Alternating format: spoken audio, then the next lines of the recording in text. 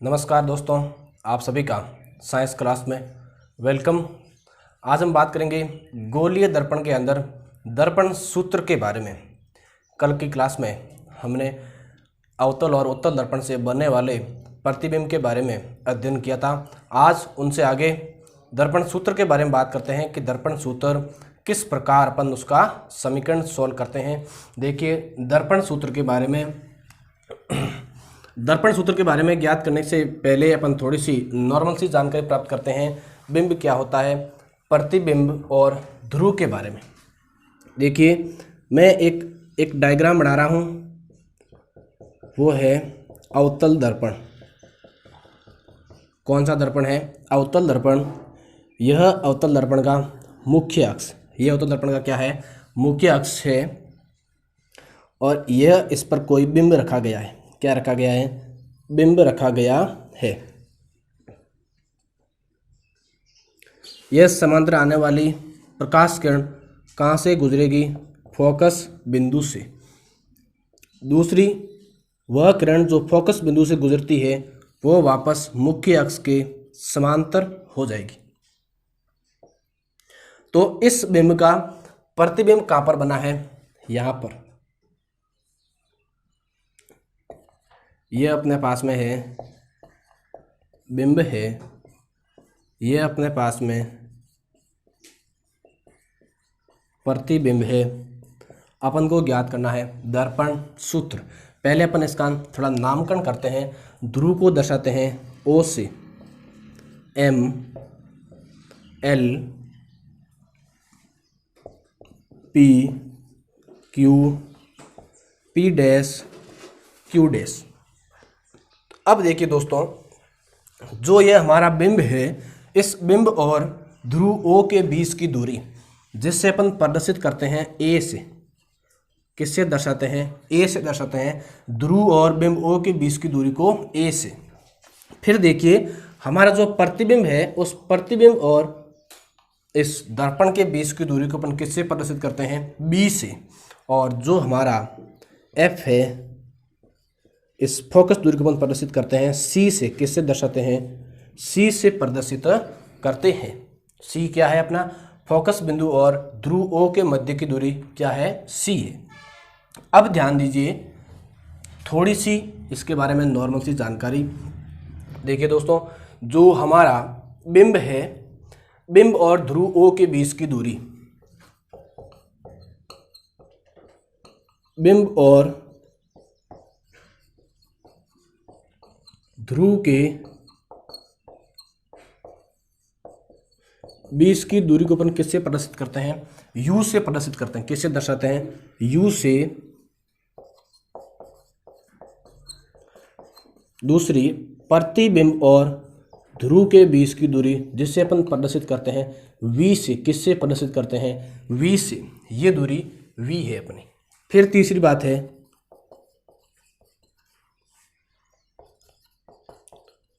Focus बिंदु से ध्रुव के बीच की दूरी जिससे अपन किससे प्रदर्शित करते हैं? यहाँ पर सी। और इससे अपन प्रदर्शित करते हैं एफ से। किससे प्रदर्शित करते हैं? एफ से। और इन तीनों ही संख्याओं या इन तीनों ही जो राशियों के समीकरण से, तीनों ही राशियों के सम्मेलन से एक सूत्र का निर्माण होता है जिसे अपन कहते हैं, क्या कहते हैं? दर्पण सूत्र। और दर्पण सूत्र है अपना 1/v प्लस 1/u बराबर 1/f। यह अपना दर्पण सूत्र है। तो इस डायग्राम के माध्यम से अपन दर्पण सूत्र की उत्पत्ति करते हैं। देखिए, इसके अंदर बात करते हैं अपन त्रिभुज के बारे में। जैसे यहाँ पर यह मुख्य अक्ष, तो जो बिंब वाला त्रिभुज है वह है P Q F. P Q F त्रिभुज पी क्यू एफ एवं त्रिभुज जस्ट इसके सामने वाला त्रिभुज कौन सा है? M O F. M O F दोनों ही आपस में क्या है? समरूप है। दोनों ही त्रिभुज आपस में कैसे हैं? समरूप त्रिभुज है। तो त्रिभुज पी क्यू एफ एवं त्रिभुज एम ओ एफ आपस में समरूप है। दोनों त्रिभुज आपस में क्या है? समरूप है। अब अपन बात करते हैं इन त्रिभुज की भुजाओं के बारे में। तो इसकी भुजा अपन ये लेते हैं OM, जस्ट इस त्रिभुज की भुजा OM और इस त्रिभुज की भुजा कौन सी है अपनी PQ। तो OM बट्टा PQ, OM बट्टा PQ। फिर अपन बात करते हैं मुख्य अक्ष वाले, तो ये हो जाएगी अपनी OF और बट्टा PF, OF बट्टा PF। अब आप ध्यान दीजिए, जो हमारी O और F के बीच की दूरी से अपन किसे दर्शाते हैं, C से। किससे दर्शाते हैं, C से। तो ये मैंने लिख दिया OF के स्थान पर C। फिर अपन को दूरी निकालनी है P और F की। ये रहा अपना P बिंदु और ये रहा अपना फोकस F बिंदु। इनके बीच की मुझे दूरी निकालनी है, P और F के बीच की दूरी। तो मैं क्या करूँगा, इस पूरी दूरी को लूँगा। पूरी दूरी कितनी है A, ये पूरी दूरी कितनी है A। अगर मैं A में से ये C निकालता हूँ तो मुझे क्या मिलेगा, P और F। पूरी दूरी कितनी है A है, और अगर A में से मैं C निकालता हूँ तो मुझे पीछे कितनी दूरी मिलेगी, P और F की। तो A माइनस C हो गया। अब ध्यान दीजिए, अपन ने जो ये OM लिखा है, ये OM इस P डैश Q डैश के क्या है, समान है।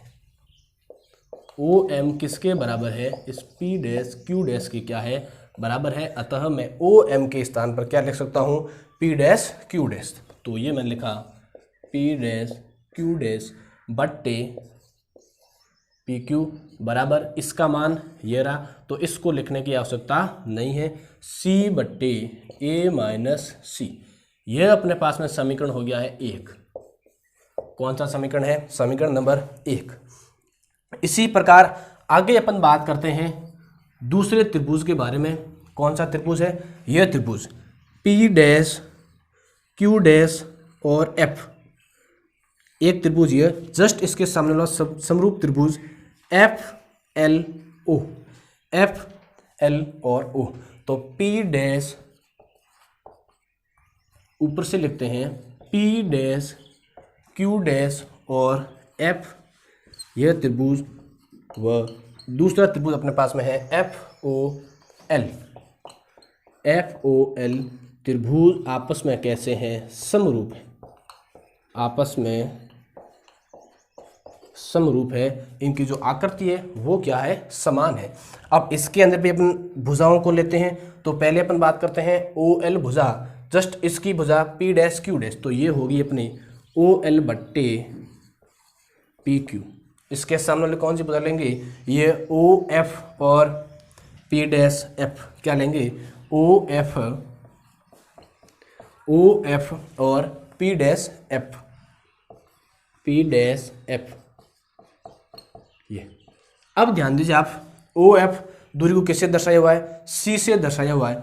ये मैंने लगा दिया C। अब अपन को दूरी कौन सी चाहिए, P डैश और F की दूरी ज्ञात करनी है। तो यहाँ पर देखिए, ये P डैश और F की, इनके बीच की दूरी ज्ञात करनी है। तो इनके बीच की दूरी मैं कैसे ज्ञात करूँगा। अब देखिए, यह पूरी दूरी प्रतिबिंब और परावर्तक पृष्ठ के बीच की दूरी कौन सी है, B दूरी है। अगर इतनी दूरी में से या पूरी B दूरी में से मैं अगर C दूरी घटाता हूँ तो मुझे कौन सी दूरियाँ मिलेगी, P और F, P डैश और F के बीच की दूरियाँ मुझे मिल जाएगी। तो मैं क्या करूँगा, B में से C घटा दूंगा। B माइनस C मैंने घटा दिया है, तो मुझे कौन सी दूरी मिल गई है, P डैश F। ये दूरी मुझे प्राप्त हो जाएगी। अब बात करें अपन इसी प्रकार, इसके अंदर देखिए, जो ये OL भुजा है, तो OL भुजा के जस्ट सामने वाली भुजा कौन सी है, PQ। और ये दोनों ही भुजाएं क्या है, बराबर है। तो अतः अपन लिख सकते हैं OL भुजा PQ के क्या है, बराबर है। अतः मैं OL के स्थान पर क्या लिख सकता हूँ, PQ। यहाँ पर अपना P डैश Q डैश था, यह P डैश और Q डैश। तो मैं यहाँ क्या लिख सकता हूँ, PQ बट्टा P डैश और Q डैश बराबर, इसका मान ये रहा अपने पास में। तो इसको लिखने की आवश्यकता नहीं है। क्या लिखेंगे, C upon B minus C, C upon B minus C। और ये अपने पास में समीकरण हो गया है, समीकरण नंबर 2। समीकरण नंबर 2, समीकरण अपने पास में 1 ये रहा और 2 ये रहा। अब अपन क्या करेंगे, समीकरण 1 और 2 को क्या करेंगे, बराबर करेंगे। तो समीकरण 1 व 2 से। समीकरण 1 व 2 से दोनों समीकरण क्या करते हैं, बराबर करते हैं। तो समीकरण देखिए अपना पहला क्या है, पी डैश क्यू डैश बट्टे पी क्यू। दूसरा समीकरण क्या है, पी क्यू बट्टे पी डैश क्यू डैश। अब देखिए अपन को क्या करना है, समीकरण 1 में पी डैश क्यू डैश ऊपर है, पी क्यू नीचे है, इसमें पी क्यू ऊपर है। तो दोनों को बराबर करने के लिए अपन क्या करेंगे, इसके मान को ऊपर लेके आएंगे और इसके मान को नीचे लेके जाएंगे, तब हमारा पी डैश क्यू डैश, इधर भी पी डैश क्यू डैश कहाँ आ जाएगा, ऊपर आ जाएगा। तो अपन समीकरण 2 के मान को क्या किया है, उल्टा किया है बराबर करने के लिए। तो यहाँ पर देखिए अपन समीकरण 1 लिखते हैं, सी बट्टे ए माइनस सी। समीकरण 2 को मैंने चेंज करना, उल्टा करना, ऊपर के भाग को नीचे, नीचे के भाग को ऊपर। तो ये क्या हो जाएगा, बी माइनस सी बट्टे सी, बी माइनस सी बट्टे सी। अब अपन को इन दोनों समीकरण क्या करना है, वज्र गुणा करना है। वज्र गुणा कैसे करेंगे, इस प्रकार, ऊपर की संख्या का नीचे की संख्या से गुणा और नीचे की संख्या से ऊपर की संख्या का गुणा। अब देखिए पहले अपन को ए का किसके साथ गुणा करना है, बी के साथ और सी के साथ, उसके बाद में सी का बी और सी के साथ में। तो ए का गुणा किया मैंने बी के साथ में, तो क्या हो जाएगा अपना ए बी। फिर अपना ए के साथ में, ए का सी के साथ में गुणा करना, तो ए का सी के साथ में किया तो क्या हो जाएगा माइनस ए सी। आगे देखिए ए का गुणा हो गया, फिर अपन बात करते हैं सी की गुणा, तो सी का करते हैं बी के साथ में, तो क्या हो जाएगा माइनस का निशान, इसलिए ये हो जाएगा माइनस बी सी। माइनस सी का माइनस सी के साथ में, तो क्या हो जाएगा प्लस सी स्क्वायर, प्लस सी स्क्वायर, और बराबर सी और सी गुणा क्या हो जाएगा सी स्क्वायर। अब देखिए अपन यहाँ पर इन दोनों राशियों को काट सकते हैं, सी और स्क्वायर, सी स्क्वायर को अपन काट सकते हैं। तो पीछे अपना क्या बचा, A B minus A C minus B C बराबर 0। तो अपन क्या करेंगे, इस ए बी के मान को पक्षांतरण करते हैं, सबसे बाहर की ओर ले जाते हैं। तो ये अपने पीछे अपने पास में क्या रहेगा, minus A C minus B C बराबर, ये इधर आएगा तो किसका हो जाएगा, माइनस का हो जाएगा। अब देखिए सारे के सारे निशान चिन्ह किस में है, माइनस में, ऋणात्मक है। तो इन चिन्हों को अपन एक साथ प्लस में कन्वर्ट कर सकते हैं, प्लस में बदल सकते हैं। तो मैंने इन्हें चिन्हों को क्या कर दिया, एक साथ प्लस में बदल दिया। तो ये हो गया ए सी प्लस बी सी बराबर प्लस ए बी। सभी माइनस में थे, इन सभी को अपन एक साथ प्लस में बदल दिया। अब अपन को क्या करना है, तीनों राशियों के अंदर ए बी सी का भाग देना है। प्रत्येक राशि में ए बी सी का भाग, ए बी सी का भाग देने पर ध्यान दीजिए, मैं क्या करता हूँ, पहले ए सी के अंदर भाग देता हूँ ए बी सी का, उसके बाद में बी सी के अंदर ए बी सी का भाग, और इसके अंदर भी ए बी सी का भाग। इन तीनों के अंदर ए बी सी का भाग लगने पर अपन को क्या मान प्राप्त होता है, देखिए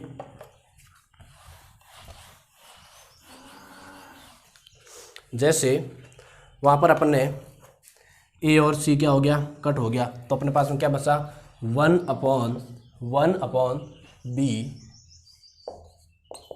यहाँ पर क्या बचेगा अपने पास में 1 अपॉन ए, तो 1 अपॉन ए बराबर ए बी गया तो पीछे बचा अपने पास में सी, तो ये हो गया 1 अपॉन सी। ये अपने पास में एक प्रकार से क्या है, दर्पण सूत्र है, लेकिन इसके अंदर अपन को ये मान पुट करने पड़ेंगे। तो अपन ये मान देखते हैं।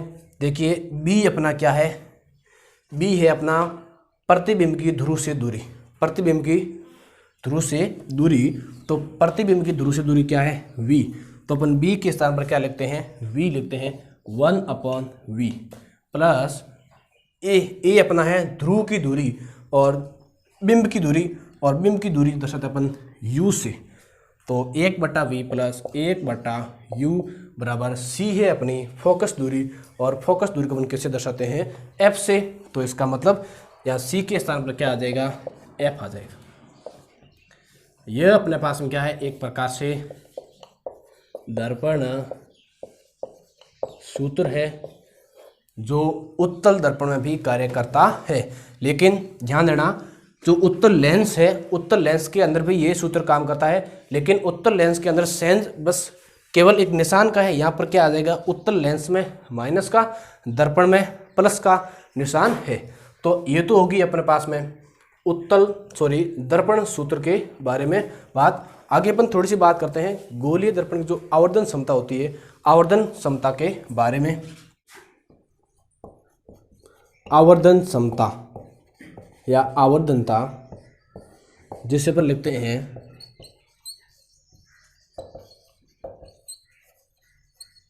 मैग्नीफिकेशन। आवर्धनता, देखिए आवर्धनता क्या होती है, किसी भी दर्पण के अंदर बिंब और प्रतिबिंब की ऊंचाई का अनुपात क्या कहलाता है, आवर्धनता। आवर्धनता क्या होती है, किसी भी दर्पण में बिंब और प्रतिबिंब की ऊंचाई का अनुपात क्या कहलाता है, आवर्धनता। कहने का मतलब है बिंब से प्रतिबिंब कितने गुना बड़ा है या कितने गुना छोटा है, उसका अपन मापन किसके अंदर करते हैं, आवर्धन क्षमता के अंदर या मैग्नीफिकेशन के अंदर क्या देखते हैं, बिंब और प्रतिबिंब की ऊंचाई का अनुपात। और इसे अपन दर्शाते किससे हैं, एम से प्रदर्शित करते हैं। किससे प्रदर्शित करते हैं, आवर्धन क्षमता को या आवर्धनता को अपन एम से प्रदर्शित करते हैं। देखिए क्या होता है इसके अंदर, बिंब की ऊंचाई और प्रतिबिंब की ऊंचाई। जैसे यह प्रतिबिंब की ऊंचाई और बिंब की ऊंचाई, इसको अपन किससे प्रदर्शित करते हैं, माना कि प्रतिबिंब की कितनी ऊंचाई है और बिंब की कितनी ऊंचाई है, इससे अपन किससे प्रदर्शित करेंगे, प्रतिबिंब की ऊंचाई को अपन एस डैश से, प्रतिबिंब की ऊंचाई को अपन किससे प्रदर्शित करते हैं, एस डैश से, और बिंब की ऊंचाई को केवल एच से। तो अपना ये क्या हो जाएगा, आवर्धनता का सूत्र। जैसे देखिए प्रतिबिंब है, वैसे भी अपन प्रतिबिंब को किससे प्रदर्शित करते हैं, v से। किससे दर्शाते हैं, v से, और v बटा बिंब अपना हो जाएगा u। तो v बटे u बराबर एस डैश अपॉन एच। लेकिन ध्यान दीजिए जो हमारी स्नेह परिपाटी क्या कहती है, स्नेह परिपाटी यह कहती है कि इस दर्पण के इधर के सारे मान किसमें होंगे, ऋणात्मक होंगे, इधर के सारे मान किसमें होंगे, धनात्मक होंगे। तो इसलिए अवतल दर्पण के अंदर जो आवर्धन क्षमता होगी वो किसमें यहाँ पे आएगी, माइनस के अंदर। क्यों आएगी, क्योंकि इधर की राशियाँ सारी किस में आती है, माइनस में, स्नेह परिपाटी के अनुसार। लेकिन जो बिंब होगा वही अपना इस साइड होगा और इस बिंब का जो प्रतिबिंब बनेगा वो भी इस साइड बनेगा। तो इसलिए इस तरफ की जो राशियाँ वो किस में होगी, माइनस के अंदर।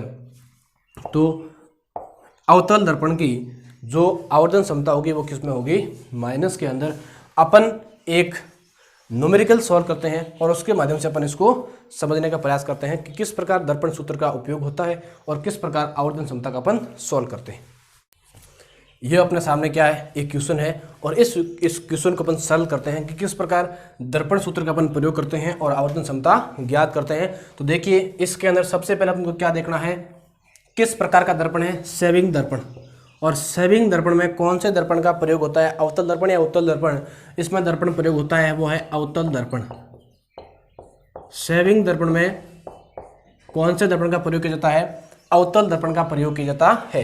तो अब अपन को ध्यान ये रखना है कि ये माना कि अवतल दर्पण है, इसका अपन डायग्राम भी बना देते हैं। ये माना कि अपने पास कौन सा दर्पण है, अवतल दर्पण है। और इस दर्पण में अंदर क्या पूछा हुआ अपन को कि एक व्यक्ति का चेहरा जिसका सेविंग दर्पण से कितनी दूरी है, 20 सेंटीमीटर दूरी, अर्थात बिंब है वो कितना दूर रखा गया है, बिंब की दूरी है वो है 20 सेंटीमीटर। कितनी दूरी पे है, 20 सेंटीमीटर। तो अब अपन को क्या ज्ञात करना है, इस दर्पण की जो फोकस दूरी है वो कितनी है, 80 सेंटीमीटर। इस दर्पण की फोकस दूरी कितनी है, 80 सेंटीमीटर। कहने का मतलब है इसको फोकस दूरी से भी नज़दीक रखा गया है। यह दूरी 20 सेंटीमीटर और इस दर्पण की जो फोकस दूरी है, यह फोकस दूरी और यह दूरी है वो कितनी है, 80 सेंटीमीटर। अब अपन को ये पूछा है कि इस दर्पण का प्रतिबिंब है वो कहाँ बनेगा। ध्यान दीजिए, अपन ने जब दर्पण निर्माण के अंदर बात की थी तब ये बात की थी कि जब बिंब है वो फोकस पर हो तब इसका प्रतिबिंब है वो अनंत पर बनता है, लेकिन जब बिंब फोकस और ध्रुव ओ के मध्य हो तब इसका प्रतिबिंब कहाँ पर बनेगा, दर्पण के पीछे की ओर बनेगा। कहाँ पर बनेगा, दर्पण के पीछे की ओर। कैसा बनेगा, आभासी और सीधा।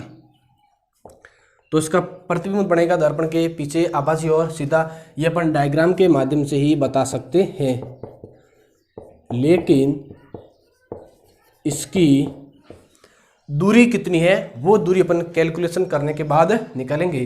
तो अपन को क्या लगाना है, सबसे पहले दर्पण सूत्र लगाना है। दर्पण सूत्र अपना क्या था, 1/v प्लस 1/u बटा 1/f। ये अपना क्या है, ये अपना दर्पण सूत्र है। अब देखो अपने पास मान क्या क्या दिया हुआ है, बिंब की दूरी दी हुई 20 सेंटीमीटर, इसका मतलब u कितना दिया हुआ है 20। माइनस में होगा प्लस में, इसका निर्धारण अपन कैसे करेंगे, ऐसे करेंगे। अब तो दर्पण के इधर की सारी दूरियां माइनस में, इधर की सारी दूरियां प्लस में आएगी। तो ये दूरी होगी अपनी माइनस में। दूसरी दी हुई है दर्पण की फोकस दूरी भी इस तरफ है, तो ये भी दूरी किस में होगी, माइनस में। तो फोकस दूरी दी हुई है -18 सेंटीमीटर। ठीक है, अपन को ज्ञात क्या करना है, प्रतिबिंब की दूरी ज्ञात करनी है। तो अपन को v ज्ञात करना है और क्या ज्ञात करना है, m अपन को ज्ञात करना है कि बिंब से प्रतिबिंब कितना बड़ा है या कितना छोटा है, भी अपन को ज्ञात करना है। देखो सूत्र के अंदर मान ऐड करते हैं, ज्ञात क्या करना, उसको पहले बाहर ले लेते हैं। ज्ञात करना अपन को v ज्ञात करना, तो v को लेते हैं बाहर। 1/v बराबर क्या आ जाएगा अपना, 1/f माइनस 1/u। अब अपन को f और u के मान पुट करने हैं। 1/v बराबर f का मान कितना है, -80 सेंटीमीटर, 80 सेंटीमीटर, माइनस u का मान दिया हुआ है 20 सेंटीमीटर, तो ये हो गया 20 सेंटीमीटर। अब अपन को क्या करना है, देखिए माइनस और माइनस दोनों राशि किस में हो जाएगी, प्लस में कन्वर्ट हो जाएगी और ये माइनस की रहेगी। तो इसको अपन इस प्रकार भी लिख सकते हैं, +1/20। लसअप इनका कितना आएगा, इनका लसअप आएगा v बराबर लसअप आएगा 80 के अंदर 80 का भाग 1 बार प्लस ये माइनस का 20 का भार इसके अंदर कितनी बार गया, 4 बार गया। कितनी बार गया, 4 बार। तो ये अपने लिख दिया 4। अब देखिए ये इस प्रकार लिखा हुआ है, इसको अपन इसमें भी इस प्रकार भी लिख सकते हैं कि 4 - 1, तो अपने पास कितना बचेगा, 3 बचेगा। तो ये हो गया 3/80। ये अपने पास मान किसका है, ये अपने पास मान है 1/v का, लेकिन अपन को क्या ज्ञात करना है, ओनली फॉर v ज्ञात करना है, प्रतिबिंब ज्ञात करना है। तो v ज्ञात करने के लिए क्या करेंगे, इसको उल्टा कर देंगे, 80/3।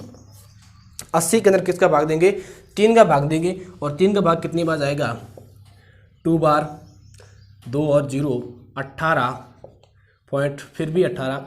तो अपने पास मान आ गया 26.66।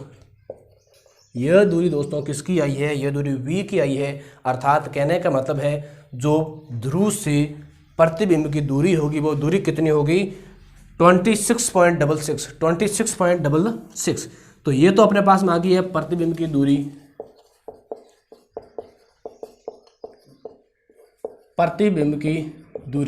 किससे, o से। ठीक है, 26.66। अब अपन को क्या ज्ञात करना है, m। क्या ज्ञात करना है, m ज्ञात करना है। m होता है आवर्धनता। कहने का मतलब है बिंब से प्रतिबिंब बड़ा है, छोटा है, बड़ा है तो कितने गुना बड़ा है। तो ये ज्ञात करने के लिए अपन क्या करेंगे, वही सूत्र लगाएंगे, प्रतिबिंब बटे बिंब, प्रतिबिंब की ऊंचाई और बटे बिंब की ऊंचाई।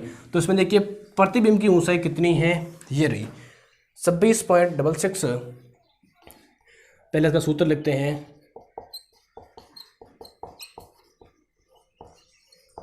प्रतिबिंब की ऊंचाई बटे बिंब की ऊंचाई। प्रतिबिंब की ऊंचाई है 26. आवर्धन क्षमता माइनस में होगी क्योंकि सारी दूरियां इस तरफ है, तो ये -26.66। बिंब की ऊंचाई कितनी दी हुई अपन को 20 सेंटीमीटर, -20। जब अपन इनका कैलकुलेशन करेंगे तो अपने पास मान आएगा 1.33।